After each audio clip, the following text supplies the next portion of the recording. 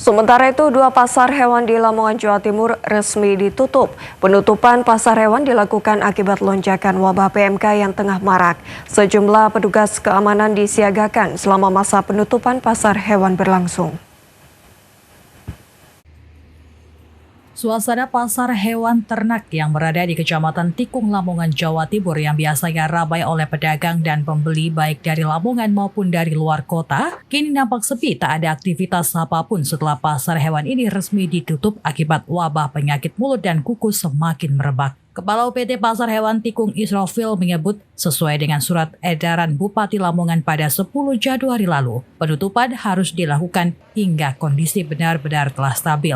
Menurutnya selama penutupan pasar hewan, pihaknya juga telah menyiapkan belasan petugas keamanan. Selain itu pihaknya juga telah memberikan sosialisasi kepada para pedagang sapi. Baik pengelola pasar hewan maupun pedagang sapi berharap wabah PMK yang tengah merebak segera usai, agar aktivitas jual beli di pasar hewan Tikung bisa kembali seperti semula. Sampai kondisi sudah stabil, keadaan sapi-sapi sudah kembali sehat semua. Gitu ya. Itu himbauan dari mana ya?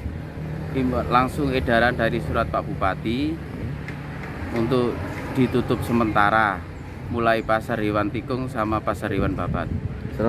Sebelum ditutup ini ada sosialisasi kepada pedagang sapi ya? Pasti ada. Sebelumnya kita sudah sosialisasi ke pedagang melalui telepon, melalui kita kumpulkan, kita ada sosialisasi ke pedagang. Kalau responnya sendiri gimana, respon pedagang? Ya, ada yang mendukung, ada yang merasa gimana, sudah tidak bisa jualan. Meski pihak UPT Pasar Hewan Tikung sudah melakukan konsolidasi penutupan pasar, masih ada saja pedagang sapi yang datang ke lokasi Pasar Hewan Tikung ini. Pedagang sapi beralasan jika mereka tidak tahu kalau ada penutupan sementara selama wabah PMK.